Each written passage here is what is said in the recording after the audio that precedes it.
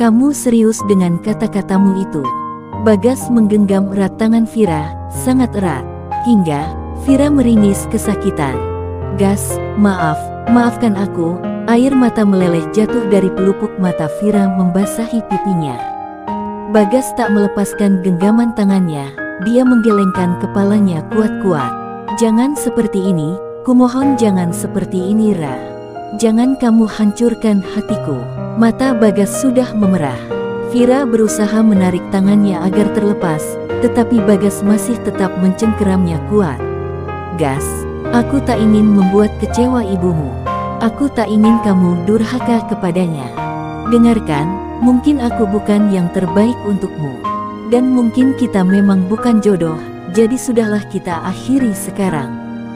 Vira memalingkan wajahnya, dia menarik tangannya sekuat mungkin hingga akhirnya terlepas. Lalu ia bangkit berdiri, dan dengan setengah berlari, ia pergi meninggalkan Bagas sendirian dengan hatinya yang hancur. Bagas menatap punggung Vira, hingga menghilang dari pandangannya.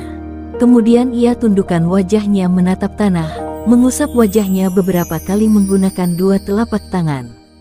Ini pasti salah. Ini pasti tidak benar. Ini pasti hanyalah mimpi, gumamnya. Tetapi, ia sadar ini bukanlah mimpi. Ini nyata, sangat nyata. Dengan cepat, dia berdiri dan berusaha mengejar Vira, meski sudah tak terlihat. Bagas berlari ke arah Vira tadi pergi. Sekilas, dia melihatnya yang sudah masuk ke dalam sebuah taksi, dan taksi itu sudah melaju pergi. Bagas segera memasuki mobilnya dan mengejar taksi itu. Tapi kemudian, dia memutuskan untuk mengikutinya saja. Tanpa menghentikan mobil yang Vira tumpangi, taksi pun berhenti di depan rumah orang tua Vira. Vira segera turun dan masuk ke dalam kamarnya, tanpa menghiraukan orang-orang rumah yang bertanya kepadanya. Kedua orang tua Vira merasa heran dengan apa yang terjadi kepada anaknya itu, begitupun dengan anak-anaknya, yang merasa heran kenapa mamanya seperti itu. Tidak biasanya. Selang 2 menit, Bagas pun tiba.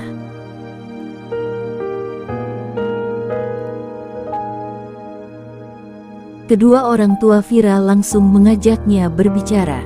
Bertanya kepada Bagas, apa yang telah terjadi sebenarnya, kenapa Vira terlihat begitu sedih.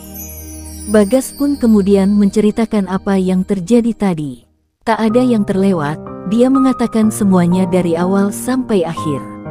Sejujurnya, tak ada yang dia tutup-tutupi, maupun dia lebih-lebihkan, dan tidak ada yang ia kurang-kurangi. Kedua orang tua Vira mendesah dan menghembuskan nafas pelan. Tak menyangka akan ada kejadian seperti ini. Padahal, mereka sudah mulai menerima Bagas. Begitupun dengan anak-anak Vira. Mereka bisa melihat raut wajah penuh kesedihan dari Bagas. Mereka yakin saat ini Bagas sedang berusaha menahan dirinya, agar tidak menangis. Dia laki-laki, jadi Bagas ingin berusaha tegar dalam menghadapi hal ini. Dia hanya butuh Vira mendukungnya, dan mau berjuang bersama. Setelah berbicara cukup banyak dengan kedua orang tua Vira, Bagas pun pulang. Karena kedua orang tua Vira memintanya untuk pulang, dan datang kembali besok setelah situasi lebih tenang. Hari ini adalah hari yang menyedihkan untuk Bagas. Dia harus mendapati kenyataan Vira memutuskannya. Bagas segera menghubungi ibunya setelah sampai di rumah. "Bagas, ada apa?" tanya sang ibu dengan santai, tak tahu saja kalau anaknya sedang bersedih. "Apa yang sudah ibu katakan pada Vira? Katakan dengan jujur, Bu." Bagas bertanya to the point dengan nada suara tegas. Ibunya kini sudah paham dengan apa maksud Bagas. Kemudian sang ibu menjawab dengan jujur tentang semua yang sudah ia katakan kepada Vira beberapa hari yang lalu. Bagas mengeratkan rahang, dan tangannya mencengkram erat HP yang ada dalam genggamannya.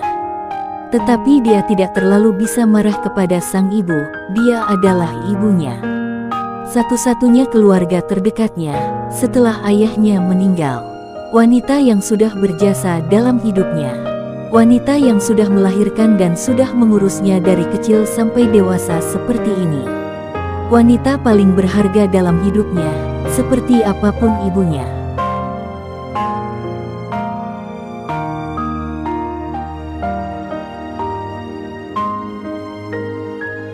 Kenapa ibu tega kepadaku, Bu? Tak bisakah ibu mengalah demi kebahagiaanku? Vira adalah wanita yang baik, sangat baik. Jika ibu mengenalnya, aku yakin ibu akan berubah pikiran.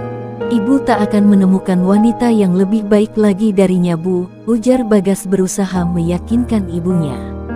Bagas berkata dengan nada lirih dan pelan. Karena tenggorokannya seakan tercekat, dia sedang berusaha menahan gemuruh di dadanya.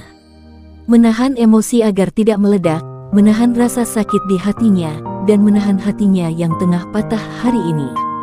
Maafkan Ibu Bagas, tapi ibu tak bisa mengalah kali ini.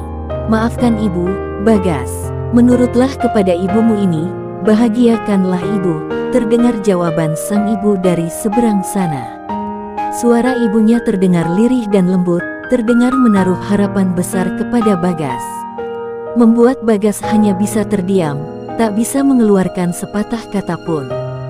Mereka berdua hanya terdiam untuk waktu beberapa lama, padahal panggilan masih tersambung. Hingga akhirnya, sang ibulah yang memutuskan untuk lebih dulu mengakhiri panggilan tersebut. Pikirkan baik-baik perkataan Ibu Bagas, ini semua demi kebaikanmu, kebahagiaanmu, dan kebaikan kita semua. Ibu tak membenci Vira sama sekali, tidak. Tetapi ibu tidak ingin dia menjadi menantu ibu. Cukup dia menjadi temanmu saja, ujar ibunya sebelum pamit untuk menutup panggilan. Selamat malam Bagas, ibu tutup dulu panggilannya. Ya, nak. Ibu hanya meminta kepadamu, coba pikirkanlah perkataan ibu baik-baik, dengan kepala dingin, dan panggilan pun ditutup oleh ibunya, meski Bagas masih diam belum menyahuti perkataannya. Bagas yang saat itu sedang duduk di balkon kamarnya, hanya diam sambil menggenggam erat HP. Air matanya tiba-tiba saja turun, membayangkan masa depannya yang tak akan bisa bersama dengan Vira dan juga Ryan dan Tiara. Padahal, dia sudah membayangkan itu semua. Ia sudah memimpikannya itu semua, dan sudah menghayalkan itu semua. Dia tertawa penuh luka dan kesedihan. Sementara di lain tempat, Vira pun tak jauh beda dengan Bagas. Matanya bengkak karena dia menangis sejak pulang tadi. Dia begitu merasa bersalah kepada Bagas, sudah membuat pemuda itu patah hati.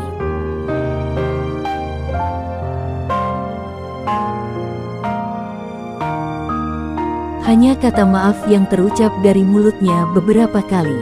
Hingga, kedatangan sang ibu ke kamarnya mulai membuatnya lebih tenang. Sang ibu menyemangatinya, dan meminta Vira untuk berbicara dengan Bagas sekali lagi. Memberi Bagas kesempatan untuk mengatakan isi hatinya, dan untuk memperjuangkan perasaannya.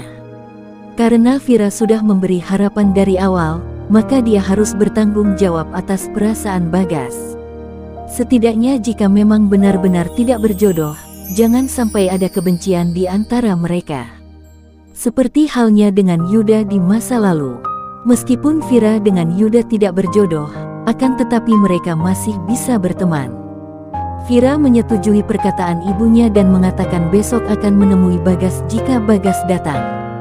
Vira akan memberi kesempatan sekali lagi kepada Bagas untuk meyakinkan dirinya.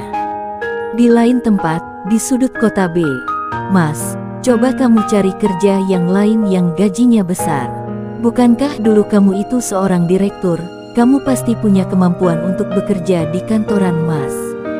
Bukan malah jualan es cendol kayak gini, mana cukup uang segini untuk kehidupan kita. Ditambah lagi akan ada anak yang lahir nantinya. Mendengar perkataan sang istri pria itu mendesah.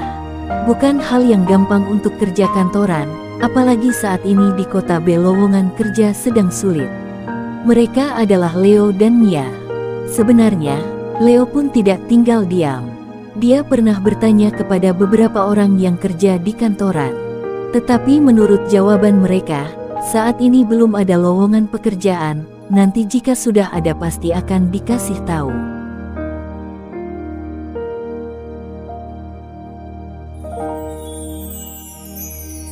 Sudahlah kamu jangan banyak bicara Mia. Jangan rewel, terima saja apa adanya. Seharusnya kamu bersyukur, saat ini aku tidak gengsi harus jualan es cendol seperti ini. Aku masih bisa menghasilkan uang dengan halal.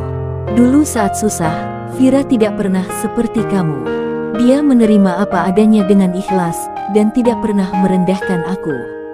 Jawaban Leo yang seolah membandingkan Vira dengan Mia, tentu saja membuat Mia sangat marah.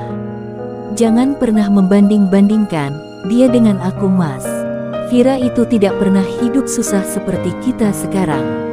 Dia itu orang kaya, sahut Mia emosi. Leo tergelak kencang mendengar perkataan dari Mia. Hahaha, aku lupa kalau kamu kenal dia saat kami sudah kaya. Supaya kamu tahu kami itu dulu hidup susah, aku hanya staf pabrik biasa. Hingga akhirnya aku dinaik jabatan kan. Aku bahkan tidak pernah memberikan seluruh gajiku kepada Vira. Aku bahkan hanya memberikannya sedikit saja padahal kami sudah punya Tiara, karena waktu itu aku.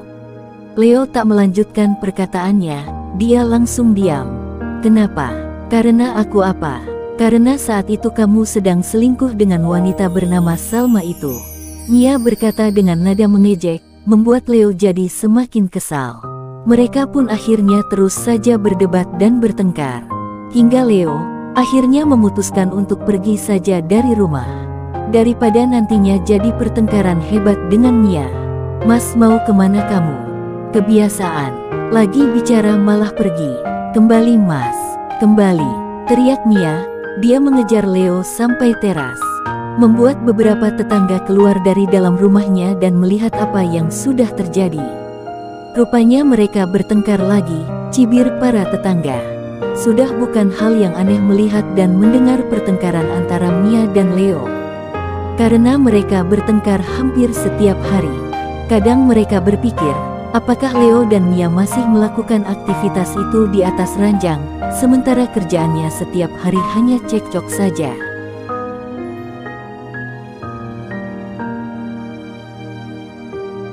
Sudah ibu-ibu jangan kepo urusan rumah tangga orang lain, ayo masuk-masuk. Ujar seorang wanita muda yang kebetulan baru pulang bekerja sepertinya. Dia memang sudah yakin, pasti para ibu-ibu itu sedang kepo urusan rumah tangga Mia dengan Leo. Karena hal ini bukan kali pertama terjadi. Apalagi saat melihat Leo yang pergi meninggalkan rumahnya dengan wajah masam, menggunakan sepeda motor. Sedangkan Mia berteriak-teriak dari terasnya. Ah kamu ini, kamu juga pasti kepo kan? Ketus salah seorang ibu-ibu. Wanita muda itu bukannya tersinggung. Dia malah tersenyum dengan wajah malu, karena memang benar dia juga kepo sih sebenarnya. Bubar pergi, pergi, pergi. Kalian semua masuk ke rumah masing-masing. Ini bukan urusan kalian. Terdengar suara Mia yang berteriak heboh, dengan nada marah. Ibu-ibu pun menyahutinya dengan teriakan, "Hu!" Lalu masuk ke dalam rumah mereka masing-masing. Heran ya, Mas Leo itu kan orangnya ramah banget, kok istrinya kayak gitu. Cibir beberapa orang ibu-ibu, sebelum mereka memutuskan masuk ke rumah masing-masing. Sementara itu, Mia masuk ke dalam rumahnya dengan cemberut, dan membanting pintu untuk menutupnya. Keesokan harinya Bagas benar-benar datang ke rumah orang tua Vira. Akan tetapi saat itu, Vira sedang tidak berada di rumah, karena sedang pergi ke rukonya. Lebih baik menyibukkan diri dengan pekerjaan, daripada mengurusi urusan hati, itu pikir Vira. Benar saja, dengan banyaknya pekerjaan masalah demi masalah seakan terlupakan. Bagas pun akhirnya memutuskan menemui Vira di rukonya. "Kak, ada Bagas tuh." Itu adalah suara Arini, adiknya. Arini memang bekerja dengan Vira di ruko. Ya selama ini, Arinilah yang mengurus ruko yang ada di kota ini. Namun setelah perpisahan Vira dengan Leo, dan memutuskan untuk tinggal di kota ini, Vira kembali mengambil alih semuanya. Dia yang mengurus kembali ruko induknya. Sementara Arini menjadi asistennya, karena tak mau dipindah tugaskan ke ruko cabang yang lain. Kata Arini, dia sudah nyaman bekerja di sini. Dengan jantung berdegup kencang dan hati berdebar-debar tak karuan, Vira menemui Bagas. Rasa bersalah lebih mendominasi. Vira dan Bagas pun memasuki sebuah ruangan yang ada di dalam ruko ini. Ruangan yang biasa Vira gunakan untuk bertemu dengan para suplier, atau orang yang ingin bekerja sama dengannya, ataupun tamu yang datang. Mereka duduk saling berhadapan, mata mereka saling bertemu. Namun dengan cepat, Vira menundukkan wajahnya, tak sanggup untuk bersitatap lama-lama dengan Bagas. Dia benar-benar merasa bersalah kepada Bagas. Kenapa tak berani menatapku? Apa kamu merasa bersalah? Ya, kamu memang bersalah, ujar Bagas dengan nada sedih. Maaf, hanya kata itu yang terucap dari mulut Vira. Vira berkata tanpa menatap Bagas.